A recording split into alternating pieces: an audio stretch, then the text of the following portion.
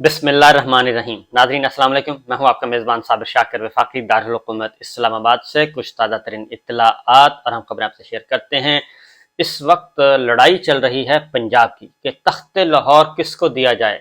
तख्त लाहौर जिसका होगा, तख्त पंजाब जिसका होगा, उसका होगा पाकिस्तान का इक़्तिदार। और जो इस वक्त ग्राउंड रियलिटी है, ज़मीनी हक़ाइक़ हैं और जो लोगों की मर्ज़ी और मंशा है उसके मुताबिक तो ये लाहौर जा रहा है, ये पंजाब जा रहा है पाकिस्तान तहरीक इंसाफ के पास। लेकिन चूंकि हुक्म है मरियम साहिबा का कि ये पंजाब हमें वापस मिलना चाहिए, हर सूरत में हमें पंजाब वापस मिल जाए तो हम फिर सोच सकते हैं कि मरकज में क्या करना है। पंजाब हमें वापस चाहिए और पंजाब हमें प्लेट में रख कर वापस मिलना चाहिए। अभी ये बज़ाहिर तो बड़ी सादा सी बात है, लेकिन पंजाब क्यों मांगा जा रहा है? यानी मतलब ये है कि ये सिलेक्शन और सिलेक्टर्स के दरमियान मामला वो कहते हैं हल होना चाहिए। ये पाकिस्तान के अवाम के पास नहीं जाना चाहिए मामला। पाकिस्तान के अवाम कौन होते हैं? भेड़ बकरियां होती हैं और इसलिए उनकी पे तवज्जो मत दें, बल्कि हम जो कह रहे हैं हमारी ख्वाहिशात के मुताबिक ये हमें मिलना चाहिए। इसलिए पिछले 3-4 दिन से जो दंगल हो रहा है वो लाहौर में हो रहा है और वो है चौधरी परवेज इलाही साहब को तोड़ने की कोशिश। मुसलसल उन्हें तोड़ने की कोशिशें की जा रही हैं। ये मामूली सा काम नहीं है, ये सिर्फ एक साबिक वज़ीर आला पंजाब चौधरी परवेज इलाही के घर पे छापे का मामला नहीं है कि जी रेड किया, छापा, हमारा मुकदमा दर्ज थे, करप्शन के मुकदमा थे। नहीं, ऐसी बात नहीं है। अगर ये करप्शन में इतने ही संजीदा होते तो फिर NRO 2 देने का क्या जरूरत थी NRO 2 देने की।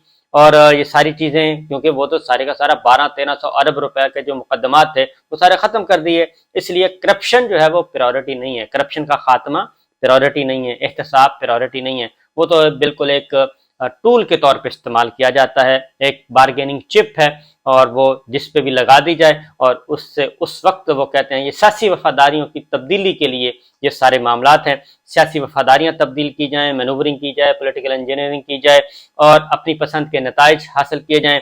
इसलिए ये मुकदमात और ये अकाउंटेबिलिटी ब्यूरो, ये नैब, ये सारे करप्शन के जो एंटी करप्शन के सारे महकमे ये इसलिए रखे हुए हैं। इसलिए एक तरफ आप चौधरी परवेज इलाही साहब, एक मिसाल दे रहा हूं मैं, उनके खिलाफ मुकदमा दर्ज हो रहे हैं, अब एक और मुकदमा दर्ज हो गया। कल तक परसों तक तो सब सारे के सारे जो रिएक्शन आया, रद्द अमल आया, उस पे सारे के सारे दौड़ गए थे। शहबाज शरीफ साहब ने कहा ये हमारा काम नहीं है, ये तो पंजाब की निगरान हुकूमत का काम है। राना सनाउल्लाह साहब ने भी कहा कि ये सारा दिन चौधरी परवेज इलाही सब सड़कों पे फिरते रहे, इस तरह से क्यों किया गया, इसलिए ये हमारा काम नहीं, ये एंटी करप्शन का काम है, वफाकी हुकूमत में मुलव्वस नहीं है। उसके बाद पंजाब हुकूमत, निगरान हुकूमत जो है वो गायब थी, वज़ीर आला भी गायब, IG भी गायब, चीफ सेक्रेटरी भी गायब, CCPO भी गायब, सारे गायब हो गए, वो भी मौजूद नहीं थे। तो फिर भाई ये सारे के सारा काम कर कौन रहा था और ये बारीक वारदातें कौन डाल रहा था? जबकि दूसरी जानिब हम देखते हैं कि सारी मैं गुफ्तगू इसलिए बता रहा हूँ कि कुछ चीज़ें चल रही हैं बैकडोर चैनल पे, कुछ मामला तय करने की कोशिश की जा रही है और वो मामला तय नहीं हो रहे। इसलिए ये निशान इबरत, वो एक ये वर्ड बहुत बोला गया, क्योंकि निशान इबरत बना देंगे, हम आपको इबरत का मुकाम बना देंगे। ये अली अमीन गंडापुर भी उसी की ही एक सिलसिले की कड़ी है। अली अमीन गंडापुर को जो पकड़ा गया वो भी इसी वजह से पकड़ा गया और अभी तक वो अंदर इसीलिए हैं। आप देखें, अली अमीन गंडापुर अंदर हुए और उधर से आज़ाद कश्मीर का जो है वो तख्ता उलट दिया गया और आज़ाद कश्मीर में रातों रात सबके सभी वफादारियां भी तब्दील हो गई, सब कुछ हो गया। इसलिए चौधरी परवेज इलाही साहब का मसला ही है। अब एक और मुकदमा उन पर दर्ज कर लिया गया है और वो है 10 अरब रुपए का। इसी बाकी जो है बाकी अब वापस आ रहे हैं आहिस्ता आहिस्ता ना, मुस्लिम लीग नवाज के लोग वापस आ रहे हैं। हसन इकबाल साहब कह रहे हैं कि नहीं जी, उनको उन पे करप्शन के मुकदमात हैं। फिर राना सनाउल्लाह साहब ने कहा कि ये जो इस वक्त क्राइसिस है और डॉलर्स का पाकिस्तान में, वो है ही चौधरी परवेज इलाही की वजह से, क्योंकि ये सारे डॉलर जो हैं वो बाहर शिफ्ट कर दिए हैं। तो वो सवाल भी पूछा राना साहब से कि भाई वो अगर ये सारा का सारा डॉलर वो ले गए, लेकिन बैंकों से तो नहीं वो लेके गए, बैंकों में जो ज़र मुबादला पड़ा था स्टेट बैंक में और कमर्शियल बैंकों में, वो सारा कहाँ गया? तो बहरहाल छोड़ने पे आते हैं तो फिर लंबी लंबी छोड़ी जाती हैं। तो अब जो वफाकी वुज़रा हैं, मुस्लिम लीग नवाज के वुज़रा, खासतौर पर पीपल्स पार्टी नहीं बोल रही, कोई और नहीं बोल रहा, JUI के वजीर भी नहीं बोल रहे, कोई वजीर नहीं बोल रहा, सिर्फ बोल रहे हैं मुस्लिम लीग नवाज के वजीर। और अब वो डिफेंड कर रहे हैं चौधरी परवेज इलाही के घर पे जो रेड हुआ।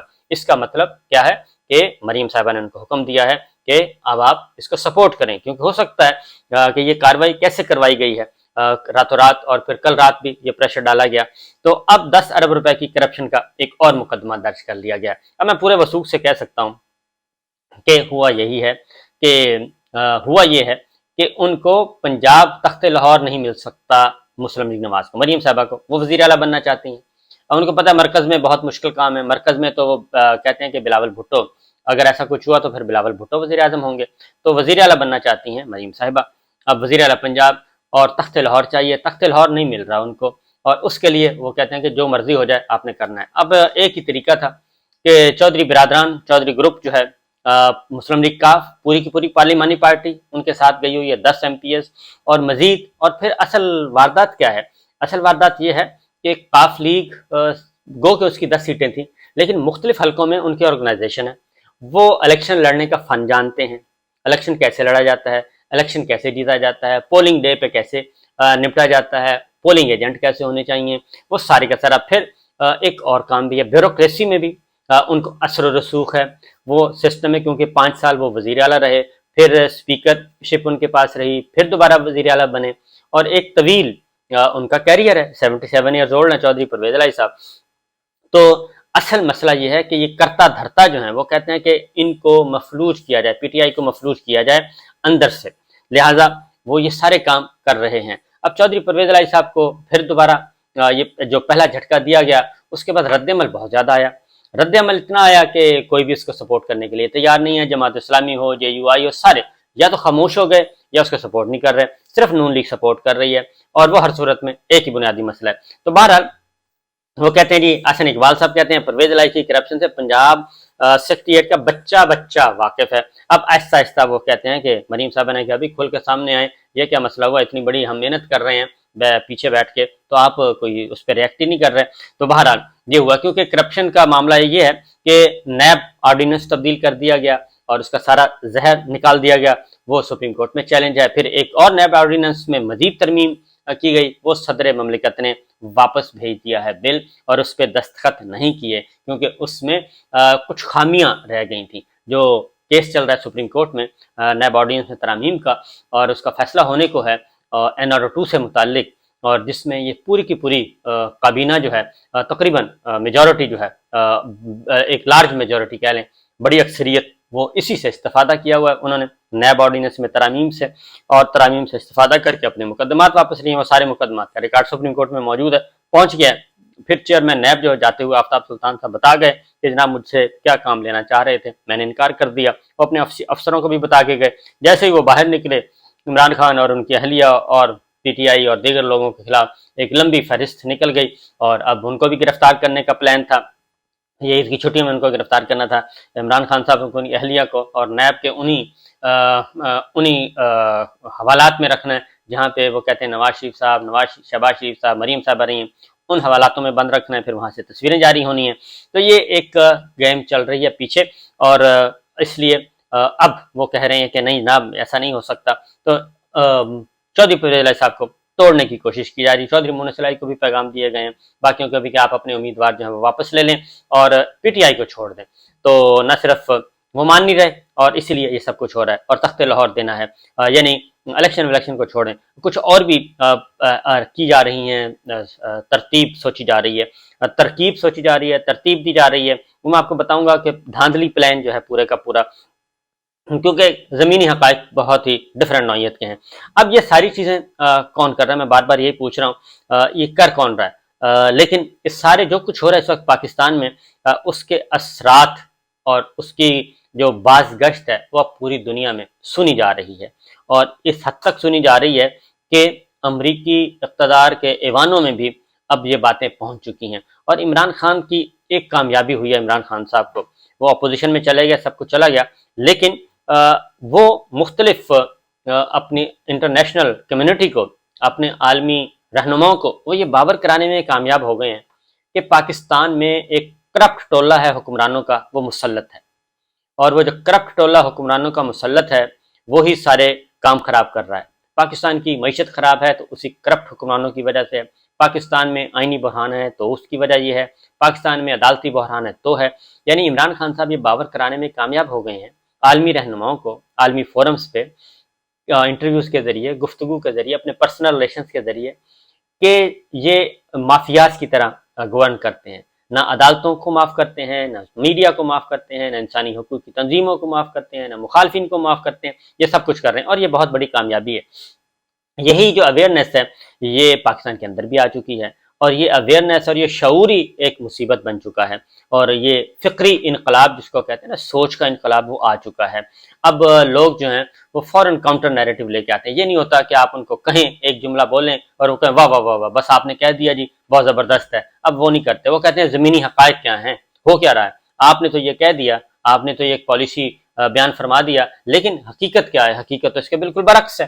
لہٰذا وہ اس کو دیکھتے ہیں اور وہ ہوا ہو جاتی ہے، اس لیے کوئی نیریٹو کو بیانیہ بن نہیں رہا۔ ڈان اخبار نے بھی رپورٹ کیا ہے، وہ سارے کا سارا امریکی ایوان نمائندگان میں جی، جو امریکی، میں نے آپ کو بتایا تھا، اس کی ڈیٹیل بھی آپ کو بتایا تھا، خارجہ امور کمیٹی کے سینیٹر ہیں بریڈ شرمن، انہوں نے یہ ساری باتیں بتائی ہیں، اپنی ریکارڈ کروایا ہے۔ بریڈ شرمن جو ہیں وہ کیلیفورنیا سے 13 بار ایوان کے رکن منتخب ہو چکے ہیں، سینئر موسٹ ہیں ان کے، اور بہت ہی امپورٹنٹ ہیں۔